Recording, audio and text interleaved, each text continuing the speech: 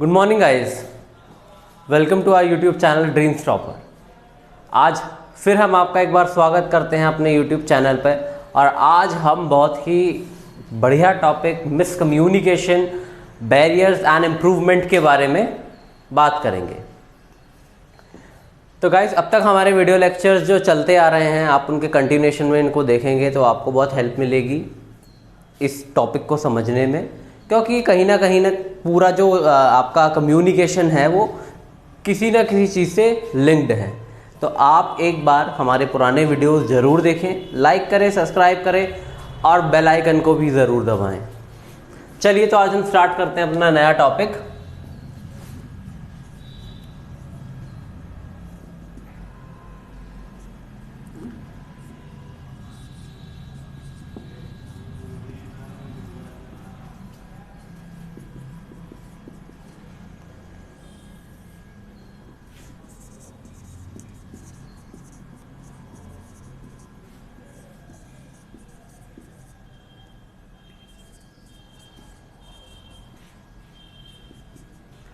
Miscommunication, barriers and improvement.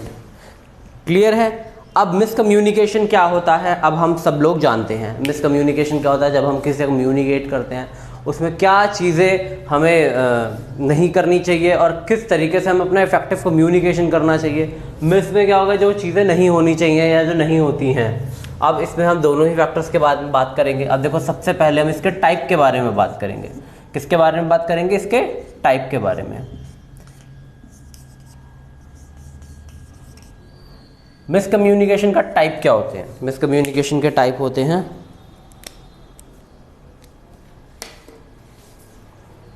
ठीक है, ये टाइप्स किसके हैं? बैरियर्स के।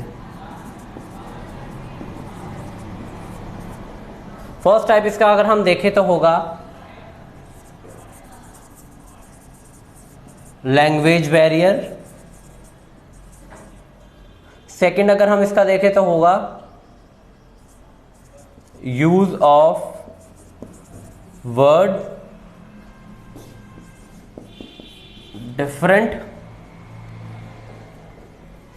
डिफरेंटली। और तीसरा अगर हम इसकी बात करें तो वो होगा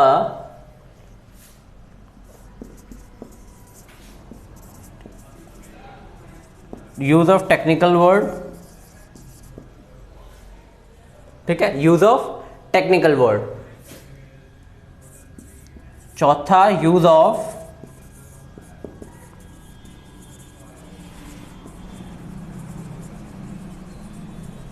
डिफरेंट लैंग्वेजेस। क्लियर है? ये तो सबको ही क्लियर हो गई होगी। पांचवा है बैडली एक्सप्रेस्ड। क्या? बैडली एक्सप्रेस्ड मैसेज, या आपका जो भी होगा बैडली एक्सप्रेस मैसेज, ये हो गया आपका पांचवा। छठा आपका होता है अनक्लियर्ड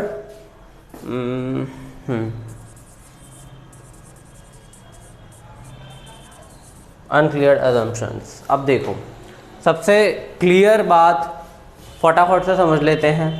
मिसकम्युनिकेशन आपको बता दिया है। इसके टाइप क्या होते हैं बैरियर के? Language barrier. Second, use of word differently, use of technical words, use of different languages, badly expressed message, uncleared assumptions. बिल्कुल अच्छे से समझेंगे इसको। लैंग्वेज बैरियर क्या होता है भाई? लैंग्वेज बैरियर हो गया, सपोज, वैसे ठीक है, लैंग्वेज बैरियर क्या हो गया? आपने देखा होगा बंगाली भी काफ़ी तरीक़ों से बोली जाती है, जैसे हमारे हिंदी भी बहुत तरीके से बोली जाती है। बड़ौद, बागपत में थोड़ी अलग किस्म की होती है, और अगर आप देखें प्रॉपर मेरठ में तो उसमें अलग तरीके की होती है। तो हिंदी भी जो होती है आपकी, वो भी थोड़ी डिफरेंट होती है। तो डिफरेंट काइंड के हम लैंग्वेजेस यूज़ करते हैं। मतलब जैसे आपकी गुजराती हो गई, राजस्थानी हो गई, बंगाली हो गई। बंगाली में भी क्या होता है आपकी, एक होती है ठुल्लू और एक दूसरी होती है। तो इसमें भी आपके सब कैटेगरीज होती हैं। अगर आप इसके डिटेल में थोड़ा चेक करेंगे तो आपको पता चल जाएगा। जैसे अगर पंजाबी की मैं बात करूँ तो राजपुरे की तरफ आपकी भालपुरी बोली जाती है, और नॉर्मल पंजाबी आसपास लुधियाना, जलंधर, पंजाब सब जगह ही बोली जाती है वो। लैंग्वेज बैरियर हो गया। Use of word differently, use of word differently का मतलब हर शब्द को अलग तरीके से उच्चार करना। जैसे सपोज करो मैं अपने सबऑर्डिनेट को कुछ समझा रहा हूँ, क्या समझा रहा हूँ, उसको मैं मैसेज दे रहा हूँ, अब वो वर्ड मैं जो यूज़ कर रहा हूँ वो उसको समझ में नहीं आ रहा, या वो उस वर्ड को गलत समझ रहा है। मतलब मैं बोल रहा हूँ चेयर हटा दो, तो चेयर का मतलब क्या भाई, अब मैं उसको कुछ और चीज़ बोल रहा हूँ कुर्सी, अब उसे कुर्सी नहीं समझ में आ रहा और वो सोच रहा है कि मैं ये बोर्ड हटाने की बात करूँ। मैंने सिर्फ एक एग्जाम्पल दिया है, तो समझने की कोशिश करना बच्चों। यूज़ ऑफ डिफरेंट वर्ड मतलब हम किसी को अपनी कम्युनिकेशन कर रहे हैं और उसको कुछ काम करने को कह रहे हैं, कम्युनिकेट कर रहे हैं, उसको ऑर्डर दे रहे हैं, उससे ऑर्डर ले रहे हैं, तो हमें प्रॉपर वर्ड का यूज़ करना चाहिए जो उसको आसानी से समझ में आए। ऐसा ना हो कि हमारे में मिसकम्युनिकेशन हो जाए। इसीलिए आज का टॉपिक हमारा मिसकम्युनिकेशन। हमें समझना है कि हमें किन चीज़ों को नहीं करना है जिससे हमारा मिसकम्युनिकेशन हो जाए। हमें इफेक्टिव कम्युनिकेशन करना है, मिसकम्युनिकेशन नहीं करना है। तो अब जैसे हो गया डिफरेंट वर्ड, क्लियर हो गया सबको। Use of technical word, technical words क्या होते हैं? देखो क्या होता है, कॉर्पोरेट की अगर हम बात करें, कॉर्पोरेट प्राइवेट सेक्टरों में बहुत अच्छे अच्छे टेक्निकल वर्ड्स आते हैं। जैसे HRs होती हैं, वो कहती हैं आपको RKT नॉलेज ट्रांसफ़र के बारे में पता है? रिमोट नॉलेज ट्रांसफ़र, जिसकी फुल फॉर्म होती है RKT। मैं आपको एक बार लिख के भी दिखा देता हूँ, इन फ्यूचर आपको काम आएगा। RKT क्या होता है? Remote knowledge transfer. ये एक्चुअली मल्टीनेशनल कंपनीज़ में होता है बेसिकली। जैसे कि आपके जो लोग बाहर से डील करते हैं, जैसे हम लोग अमेरिका से हमारे ऑफिसेज हैं, फिलीपीन से हैं और UAE में भी हैं। तो क्या करते हैं, सपोज़ करो मैं अगर इंडिया में बैठा हूँ और इंडिया में बैठ के मुझे अपने अमेरिका वाले बंदे को ट्रेनिंग देनी है, तो कैसे दूंगा? अब फिजिकली मैं वहाँ पे प्रेजेंट नहीं हूँ, तो मैं उनको रिमोट नॉलेज ट्रांसफ़र करूँगा। रिमोट नॉलेज ट्रांसफ़र क्या होती है? कॉल्स पे, ईमेल्स पे, PDFs बना के उनको सब चीज़ स्टेप बाय स्टेप समझाऊंगा। जैसे सपोज करो हमारा ये प्रोसेस है। बहुत सारे कॉर्पोरेट के अगर बच्चे देख रहे होंगे तो वो बहुत आसानी से समझ जाएंगे, और जो नहीं भी कर रहे होंगे वो भी समझने की कोशिश कीजिए, बहुत आसान है। सपोज करो हमारा प्रोसेस है, प्रोसेस A। ये एक कंपनी की मैं आपको बात बता रहा हूँ। हम कौन सा टॉपिक कर रहे हैं, इससे मत भटक जाना। हम कर रहे हैं use of technical word. Use of technical word, ये टेक्निकल वर्ड होता है, ठीक है। अब देख लो, फॉर एग्जांपल दिया मैंने, इसके अलावा भी बहुत सारी चीज़ें होती हैं। तो प्रोसेस A इंडिया में एक बंदे को नॉलेज ट्रांसफ़र कर रहा है, तो रिमोट नॉलेज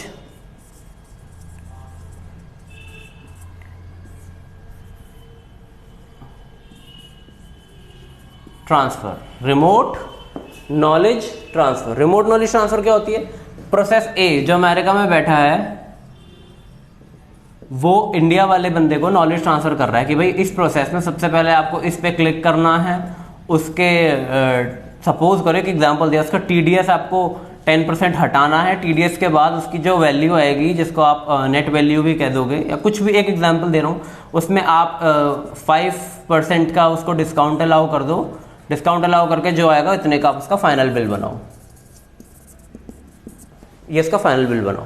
तो आपने ये क्या किया, आपने उसको कॉल पे समझा दिया और आपने उसको प्रोसेस में बता दिया कि भाई उस प्रोसेस के बारे में, उस प्रोसेस की नॉलेज दे दी कि ये प्रोसेस कैसे होना चाहिए। तो ये आपने कैसे किया? रिमोट नॉलेज ट्रांसफ़र, जिसे हम बोलते हैं RKT। अब सपोज करो मैं यही चीज़ किसी अपने सबऑर्डिनेट को कह रहा हूँ कि भाई RKT के थ्रू मुझे ये समझाओ। अब RKT के थ्रू मैं समझ गया RKT का मतलब, लेकिन हो सकता है मेरा बंदा ना समझाओ। तो ये मेरी रिस्पॉन्सिबिलिटी है कि उसके हिसाब से मुझे वर्ड्स को यूज़ करना चाहिए ताकि मिसकम्युनिकेशन ना हो और वो बहुत ही अच्छे तरीके से हमारी चीज़ों को समझ में आ जाए उसको। अब मैं उसको कहूँगा RKT के थ्रू मेरे को समझा दो, तो फटक से समझ जाएगा भाई मुझे PDF फाइल बनानी है, सर को कॉल पे लेना और सर को ईमेल के थ्रू, कॉल्स के थ्रू एक्सप्लेन कर देना बहुत अच्छे से। तो RKT वो तो समझ गया, लेकिन अगर सामने वाला नहीं समझा तो मैं 1 घंटे तक वेट ही करता रह जाऊंगा और वो मुझे फाइल ट्रांसफ़र नहीं करेगा। एक और चीज़, सबसे अगर आपको ये प्रोसेस ना समझ में आया तो एक बढ़िया सा सुनो। कई बच्चों को सपोज करो मैंने 2 लड़कों को हायर किया है, मैंने उनसे बोला ये जो आपने मुझे इमेज भेजी है ये मुझे आप JPG की जगह PDF में भेज दो। अब वो बच्चा कंप्यूटर में इतना फैमिलियर नहीं था, तो उसने समझा ही नहीं कि पीडीएफ होता क्या है, वो मुझसे पूछ भी नहीं रहा। तो ये यहाँ पे हो गया हमारा मिसकम्युनिकेशन। मैं इतनी 1 घंटे से सपोज करो फाइल का वेट कर रहा हूँ कि मेरे पे अभी पीडीएफ में फाइल आएगी, लेकिन उस बच्चे को यही नहीं पता कि पीडीएफ क्या होता है। तो ये भी टेक्निकल वर्ड में आ गया, ये भी टेक्निकल वर्ड में आ गया, और ये तो आपको समझा ही दिया है। तो अब मैं कहूँ भाई पीडीएफ में नहीं, मेरे को जेपीजी में भेजो, पिक्चर क्लियर नहीं है, पिक्चर क्लियर नहीं है, जेपीजी में भेजें, क्या कह रहे हैं सर? हमें नहीं पता, आ गया मिसकम्युनिकेशन। यही चीज़ें होती हैं जहाँ पे मिसकम्युनिकेशन आता है। तो मिसकम्युनिकेशन किसकी वजह से भी आता है? Use of technical word. अब अगर मुझे पता है सामने वाला समझ जाएगा पीडीएफ का मतलब, तो मैं कहूँगा अमन भाई पीडीएफ में दे दो, वो फटाक से मुझे पीडीएफ में दे देगा या जेपीजी में दे दो। तो टेक्निकल वर्ड्स आपको देखना पड़ेगा कि यूज़ वो समझ पाएगा या नहीं समझ पाएगा, ऐसा ना हो कि आपका मतलब मिसकम्युनिकेशन की स्थिति हो जाए। फिर हम पढ़ते हैं यूज ऑफ डिफरेंट लैंग्वेजेस। अब डिफरेंट लैंग्वेजेस क्या हो गया? मैंने लैंग्वेज बैरियर कराया था, यूज ऑफ डिफरेंट लैंग्वेजेस। आप दोनों की हेडिंग को अगर एक समझते हैं तो कोई बात नहीं, कोई बड़ा नहीं है। ये टोटल मैंने आपको शायद से 6 हेडिंग करवाई हैं। अगर आप एग्जाम में 5 भी लिखेंगे तो कोई बात नहीं। सपोज करो आप इस हेडिंग को हटा दो, इसको कर लो, या इसको हटा दो, इसको कर लो, कोई बात नहीं। यूज ऑफ डिफरेंट लैंग्वेज, इसमें और क्या आ सकता है? यूज ऑफ डिफरेंट लैंग्वेज होता है, सपोज करो बहुत अच्छा सा एग्जाम्पल, मेरी बैंक में जॉब लग गई, HDFC बैंक में, मेरी प्राइवेट बैंक में बहुत अच्छे से जॉब लग गई। अब उन्होंने मुझे लोकेशन दी है बंगाल, वेस्ट बंगाल, कोलकाता। क्या मैं वहाँ पे सरवाइव कर पाऊँगा? बिल्कुल भी नहीं कर पाऊँगा, बिकॉज मेरे को बंगाली लैंग्वेज नहीं आती है। मैं वहाँ के कस्टमर से नहीं मिल पाऊँगा, उनकी बात नहीं समझ पाऊँगा, और उनसे मेरा कम्युनिकेशन जो है वो बिल्कुल भी नहीं हो पाएगा। जब कम्युनिकेशन ही नहीं हो पाएगा तो बिजनेस कैसे चलेगा? ये तो बात समझ में आती है। तो आपने कई बार देखा भी होगा कि जैसे अगर आप इधर के हैं, नॉर्थ ईस्ट के हैं, तो आपको मतलब साउथ पार्ट ऑफ इंडिया में बैंक्स वगैरह में कम भेजा जाता है, क्योंकि बैंक्स की जॉब क्या है? कस्टमर से डेली पे हमें फेस टू फेस, 1-on-1 करना होता है। अब जब हम कस्टमर से बात कर रहे हैं, वो अपनी मलयालम, तेलुगु, तमिल, कन्नड़ा, वो इतनी सारी भाषाएं जो भी उनको आती है वो इतनी बोल रहा है, और आपको सिर्फ हिंदी आती है। मे बी उनको हिंदी ना आती हो, because there are several person in south part of India who are not able to speak in Hindi. They know about their own local language and about the English only. तो अगर आपको English नहीं आती हुई for example, और आपको सिर्फ और सिर्फ हिंदी आती है, तो आप वहाँ सर्वाइव नहीं कर पाएंगे। तो यहाँ पे आ गया डिफरेंट लैंग्वेज। तो यहाँ पे भी मिसकम्युनिकेशन है, या कह लो आपको आधी अधूरी कोई भाषा आती है। फॉर एग्जाम्पल आपको पंजाबी आती है, पर वो बहुत आधी अधूरी आती है, मतलब हाँ बोल लेते हो। अब आपको किसी ने कुछ मैसेज दिया, आपने उसकी बात समझ ली, लेकिन उस बात में जो मेन चीज़ थी, आप उस वर्ड को रिलेट नहीं कर पाए, और आप उस वर्ड को गलत रिलेट कर गए कुछ भी कहीं, तो आपका मिसकम्युनिकेशन हो जाएगा। क्या बैरियर्स होते हैं? ये बैरियर्स होते हैं। Badly expressed message. Badly expressed message क्या होता है? नेक्स्ट पे आते हैं। बैडली एक्सप्रेस्ड मैसेज, बैडली सबसे बुरे तरीके से आप जब मैसेज को अपने एक्सप्रेस करते हैं। ये मैं अपना पर्सनल बताता हूँ आपको। मेरे को जब भी कोई चीज़ कोई बच्चा बताता है कोई चीज़, या मैं उससे कभी कोई क्वेश्चन का आंसर पूछता हूँ, वो इधर उधर की सारी राम कहानी बता करके मुझे मेन मुद्दे पे आएगा। नहीं, जब भी कम्युनिकेशन करना, पॉइंट टू पॉइंट बात करनी है, क्लियर कट बात करनी है, क्लियरिटी के साथ बात करनी है। तो बैडली एक्सप्रेस मैसेज बहुत लोग करते हैं, ये हमें नहीं करना, ये हमारे मिसकम्युनिकेशन का कारण बनता है। Next, cleared assumption, uncleared assumption. Uncleared assumption क्या होगा? सपोज करो आपने किसी से बात करी, आपने किसी को कहा कि यहाँ जाकर इससे मिलकर ये कर लो। अब उस बंदे ने आपकी बात सुनी भी, समझी भी, और बिल्कुल बढ़िया तरीके से उसे आपकी बात समझ में आ गई, लेकिन उसके दिमाग में कुछ डाउट्स थे, उसने अपने आप अजम्पशंस बना ली, आपने उससे उसकी क्वेरी के बारे में भी नहीं पूछा, और आप अपनी बात कह के चले गए। अब क्या होगा? जो रिजल्ट आएगा वो खराब ही आएगा। क्यों? क्योंकि आपका जो मैसेज था वो बिल्कुल आधा अधूरा ट्रांसफ़र हुआ है कह सकते हो, या फिर उसकी जो क्वेरीज हैं वो सॉल्व ही नहीं हुई हैं। क्वेरी से याद आया, अगर आपको भी कोई क्वेश्चन पूछना हो तो प्लीज़ कमेंट करके बताइएगा। ये हो गया हमारा अनक्लियर्ड अजम्पशंस।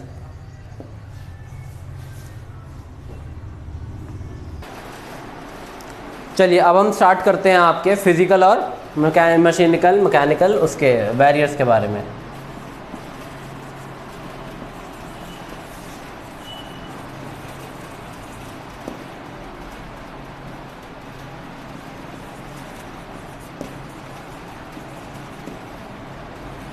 क्लियर हो गया? फिज़िकल और मैकेनिकल बैरियर्स के बारे में अगर हम बात करें, सबसे पहले आता है नॉइज़। फटाफट से हो जाएंगे ये, क्यों? क्योंकि ऑलरेडी हम सब ने इसको किया हुआ है।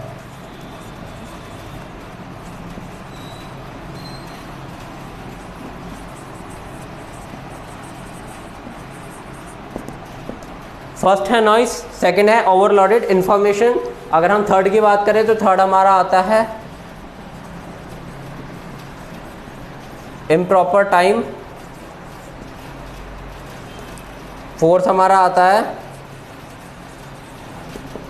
Physical distance.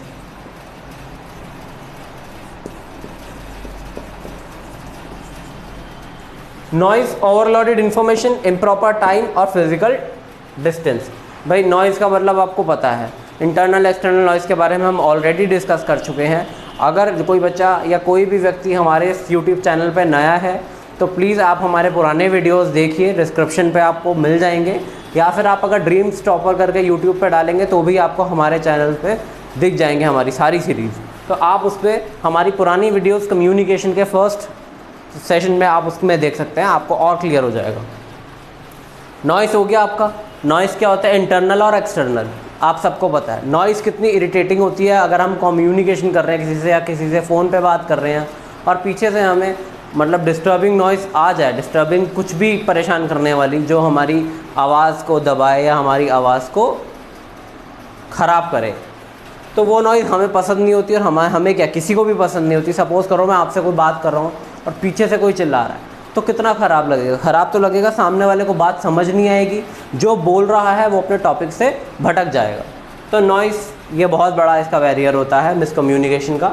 ओवरलोडेड इन्फॉर्मेशन, जैसा मैं आपको बता दिया है, क्लियर मैसेजेस में भी आपको बताया था जब मैं क्लियर मैसेज का टॉपिक पढ़ा रहा था कि ओवरलोडेड इन्फॉर्मेशन में लोग क्या करते हैं, जैसे अभी भी मैंने आपको अभी 2 मिनट पहले एग्जांपल दिया है कि बच्चे क्या करते हैं, बहुत सारी राम कहानी बता देते हैं, उसके बाद मेन मुद्दे पे आते हैं। तो ओवरलोडेड इन्फॉर्मेशन नहीं रखनी है। फॉर एग्जांपल, अगर मुझे मार्केटिंग वाले से अगर कोई बात करनी है कि भाई इस एरिया को कवर करो, ये एरिया बहुत डाउन जा रहा है। फॉर एग्जांपल हम बॉर्नविटा बना रहे हैं, एक एग्जांपल दे रहा हूँ, तो बॉर्नविटा बना रहे हैं और हम कह रहे हैं यार ये यूपी के मेरठ में बहुत सही चल रहा है, लेकिन यूपी के गाज़ियाबाद में इतना सही नहीं चल रहा। This is just an example. तो मैं क्या कहूँगा अपने मार्केटिंग वालों से कि भाई इसकी सेल हमें गाज़ियाबाद में भी बढ़ानी है, थोड़ा फोकस अपना ज़्यादा बढ़ाओ गाज़ियाबाद की तरफ। क्लियर? अब अगर मैं उनको ये इन्फॉर्मेशन उनके लिए सफिशिएंट थी, अब मैं उसके लिए उनसे ये डिस्कस करूं कि भाई इसमें कितना पैसा लगेगा, कितने लोगों को हायर करना है, क्या क्या उनको ट्रेनिंग देनी है, ये इन्फॉर्मेशन उनको प्रोवाइड करने की ज़रूरत नहीं है।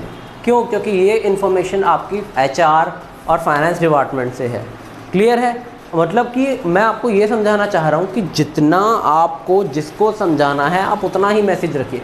जितना क्लियर बात आप करेंगे उतनी जल्दी आपका मैसेज लोगों को समझ में आएगा।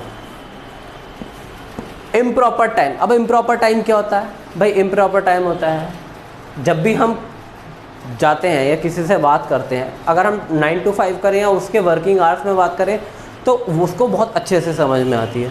लोग क्या करते हैं, कॉर्पोरेट में भी करते हैं और प्राइवेट में भी, सब जगह ही करते हैं, और जो करते हैं ऐसा वो बिल्कुल गलत करते हैं, वो आपका मिसकम्युनिकेशन में आ जाता है। अब फॉर एग्जांपल लोग सैटरडे संडे लोगों का ऑफ रहता है लेकिन फिर भी कॉल कर देते हैं कि भाई हमारा वो काम नहीं हुआ। तो भाई एक बात बताओ, आपका मिसकम्युनिकेशन हो गया उसमें। क्यों? क्योंकि वो आपका इम्प्रॉपर टाइम है। इम्प्रॉपर टाइम में या तो वो आपकी बात ढंग से सुनेगा नहीं, सुनेगा तो उस पर वो कोई एक्शन ले नहीं सकता, वो एक्शन लेगा नहीं तो आपका काम तो फिर भी नहीं होना है। जब उसका ऑफिस खुलेगा वो काम तो तभी होना है। लोग क्या करते हैं, सपोज़ करो मैंने बोला कि ठीक है आप मुझे एक रिमाइंडर डाल दो।